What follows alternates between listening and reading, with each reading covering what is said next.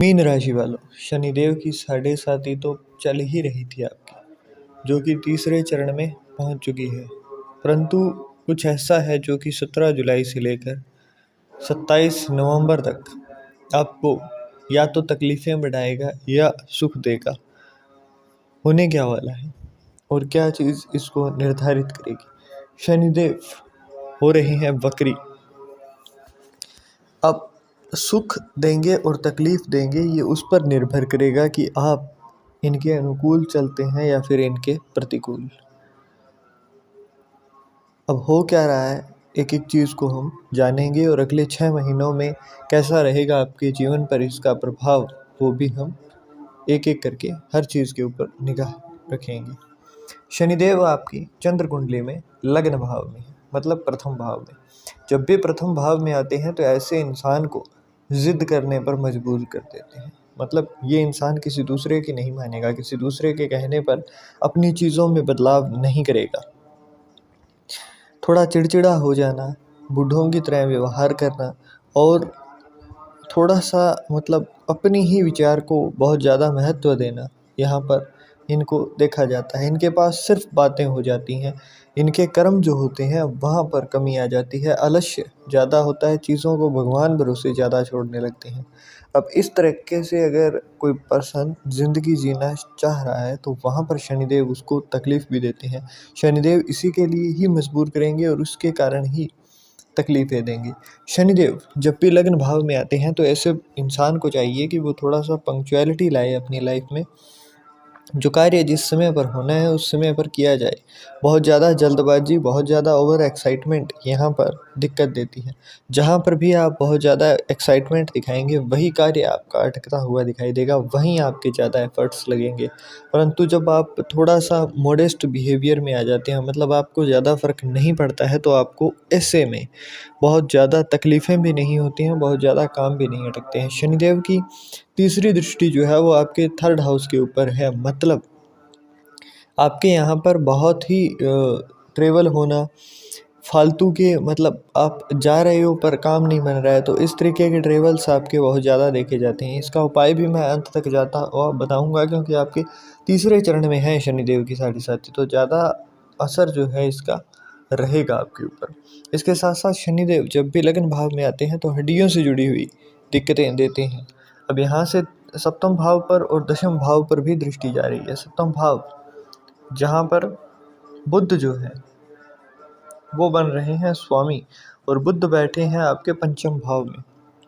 कुछ चीज़ें हैं जो कि नोट करने के लायक हैं। एक तो आपके मैरिड लाइफ के अंदर, आपके लव लाइफ के अंदर अंडरस्टैंडिंग इश्यूज़ बनेंगे। मतलब कह कुछ और रहे हो, सामने वाला समझ कुछ और गया और उसके चक्कर में लड़ाई होना।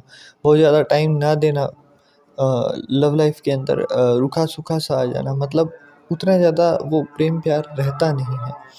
तो ये चीज़ आपको दिक्कत के तौर पर देखनी पड़ेगी। दशम भाव में दृष्टि जा रही है, मतलब जिन लोगों के पास अभी तक काम नहीं था, 29 मार्च के बाद से उनको काम मिलना शुरू हो चुका है। और इस जब शनिदेव वक्री होंगे तो उस समय में काम के मामले में जो भी इंसान पॉलिटिक्स या फिर इन चीज़ों से दूर रहेगा, फालतू की बातों का बतंगड़ नहीं बनाएगा, तो वहाँ पर उसके लिए कर्म क्षेत्र भी अच्छा रहेगा। परंतु जहाँ ही वो पॉलिटिक्स के अंदर घुस गया वहीं उसके ऊपर असर जो है इसका नकारात्मक पड़ता हुआ आपको दिखाई देगा। इसके साथ साथ केतु और मंगल दोनों एक साथ 6th हाउस के अंदर इनके कुंडली में है और राहु है 12वें घर के अंदर। तो यहाँ पर इनका कुछ चीज़ें हैं जो कि मई के बाद से ही शुरू हो चुकी हैं। एक तो आपका पैसा जो है वो घर के अंदर ही बार बार ऐसी जगहों पर लगेगा जहाँ पर कि वो फाइनेंशियली कुछ रिटर्न नहीं ला रहे। लाइक कि कोई नुकसान हो गया, कोई चीज़ ख़राब हो गई, कोई बीमारी निकल आई, कोई कोर्ट केस हो गया, तो इन चीज़ों के अंदर पैसा लगता हुआ दिखाई देगा। इसके लिए आपको घर के साउथ ईस्ट डायरेक्शन के अंदर, मतलब जो अग्निकोण होता है आपके घर का दक्षिणी पूर्वी हिस्सा, वहाँ पर एक चीज़ का ध्यान रखना है कि ना ही तो कोई टॉयलेट हो, ना ही कुछ लोहे से जुड़ी हुई चीज़ रखी हुई हो। कचरा कबाड़ ये चीज़ें वहाँ पर ना रखी हो, इस चीज़ का ख़ास तौर पर ध्यान रखना है। अगर रखी हुई है या फिर टॉयलेट है तो टॉयलेट के चारों ओर आपको लाल रंग की टेप आती है 10 रुपए की, वो उससे चारों ओर उसका दायरा बना देना है ना, एक स्क्वायर शेप के अंदर चारों ओर उसके टैपिंग कर देनी है।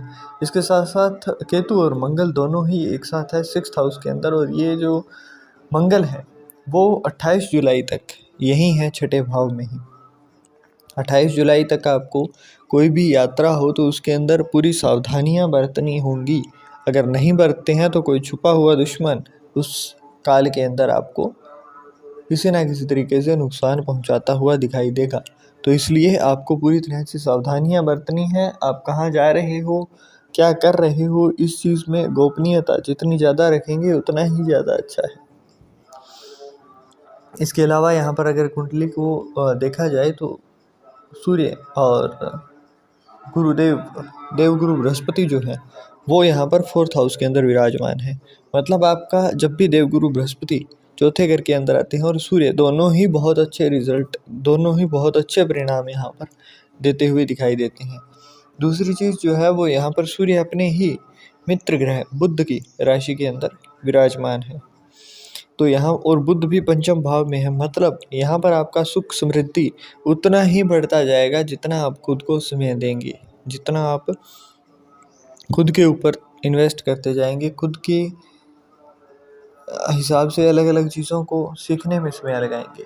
और सूर्यदेव आपके अभी 16 जुलाई से कर्क राशि में आएंगे, मतलब पंचम भाव में, जहाँ पर सूर्य और बुध दोनों एक साथ होंगे। 16 जुलाई से लेकर आपको कुछ भी अगर नया काम शुरू करना है तो वो 17 अगस्त तक आपके लिए फेवरेबल रहेगा उस समय के लिए। इसके साथ साथ मंगल जो कि आपके नवम भाव और द्वितीय भाव के स्वामी हैं, मतलब आपकी धन कहाँ से आएगा और भाग्य, परिवार और भाग्य, पिता, है ना, इन सभी चीज़ों से जुड़े हुए जो दोनों घर हैं उनके स्वामी बनकर मंगल जब आपके नवम भाव में आएंगे, मतलब जब वृश्चिक राशि में आएंगे 28 अक्टूबर को, उसके बाद से आपके हर काम के अंदर बहुत ही ज़्यादा तेज़ी से होते हुए दिखाई देंगे चीज़ें। मतलब आप बहुत ज़्यादा एफर्ट नहीं लगा रहे हो तब भी आपको रिज़ल्ट बहुत अच्छे मिलते हुए यहाँ पर दिखाई देने लग जाएंगे। इसके साथ साथ यहाँ पर कुछ चीज़ें हैं जो कि आपके ध्यान रखने योग्य हैं। जब मंगल आपके यहाँ से कन्या राशि में 28 जुलाई को प्रवेश करेंगे तो उसके बाद से आपकी एरोगेंस, आपकी अग्रेसिवनेस, मतलब आपका गुस्सा, आपका क्रोध, आपका ये चीज़ें बढ़ती हुई दिखाई देंगी। तो इस चीज़ के ऊपर थोड़ा काबू रखना है आपको। किसी को भी कुछ ऐसा नहीं कह देना है जिसकी वजह से वाणी की वजह से आपको दिक्कत हो। इसके बाद में जब मंगल यहाँ से आपके अष्टम भाव में प्रवेश करेंगे 13 सितंबर को, 13 सितंबर से लेकर 28 अक्टूबर के बीच में, यहाँ से जैसे ही अष्टम भाव में प्रवेश करेंगे तो अगर आपको ब्लड से जुड़ी हुई कोई दिक्कत है, शुगर है या फिर थायराइड है ना, थायराइड है, तो ऐसे लोगों को थोड़ा सा अपनी डाइट के ऊपर ध्यान देना है। इसके साथ साथ आपको स्किन एलर्जी हो या फिर ब्लड से जुड़ी हुई कोई दिक्कत हो तो आपको इस चीज़ को बहुत ही हल्के में नहीं लेना है। अगर थोड़ा बहुत भी लगता है तो जाकर तुरंत से इसका परामर्श ज़रूर करा लें। और इसके बाद से जैसे ही यहाँ से 13 सितंबर को तुला राशि में आ चुके होंगे और 13 सितंबर के बाद से जब 28 अक्टूबर को मंगल वृश्चिक राशि में अपनी स्वराशि में आएंगे और भाग्य स्थान में गोचर करेंगे, उस समय पर जाकर आपको हर चीज़ में रिलीफ मिलेगा। बस कुछ चीज़ों का ध्यान रखना है। नॉनवेज और ड्रिंक का सेवन अगर आप करते हैं, आप शराब लेते हैं तो उस चीज़ में कमी लाइए या फिर बिल्कुल ही बंद करें तो बहुत अच्छा है। इसके साथ साथ पीले रंग का कोई कपड़ा लेकर उसके अंदर गुंजा आती है जो कि सुनार लोग जो है वो यूज़ करते हैं, तो वो गुंजा जो है उसके 7 दाने आपको बृहस्पतिवार को पीले कपड़े के अंदर रख के उसको अपने जहाँ भी आप धन रखते हैं उस जगह पर या फिर अपनी पॉकेट के अंदर आप रख सकते हैं। वो चीज़ आपको फ़ायदा देगी। इसके साथ साथ आपको हल्दी का तिलक अपनी नाभि, गले और मस्तक के ऊपर लगाना है। इसके साथ साथ कुछ चीज़ें और भी हैं जिनका आपको ध्यान रखना बहुत ज़रूरी रहेगा।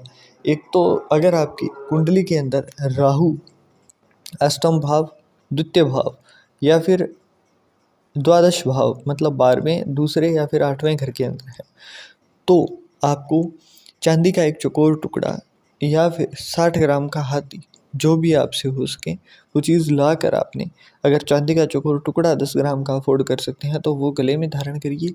और इसके लिए पक्का उपाय होता है कि हाथी जो होता है हाथी को लाकर आप चांदी का हाथी लाकर उसको अपने घर के अंदर नॉर्थ डायरेक्शन के अंदर रखिए। जहाँ भी आप वहीं नॉर्थ डायरेक्शन में ही आपको धन भी रखना होता है, ताकि आपका धन का जो क्षय है, अपव्यय है, उसके ऊपर रोक लगे और धन में भी संचय हो, बरकत हो।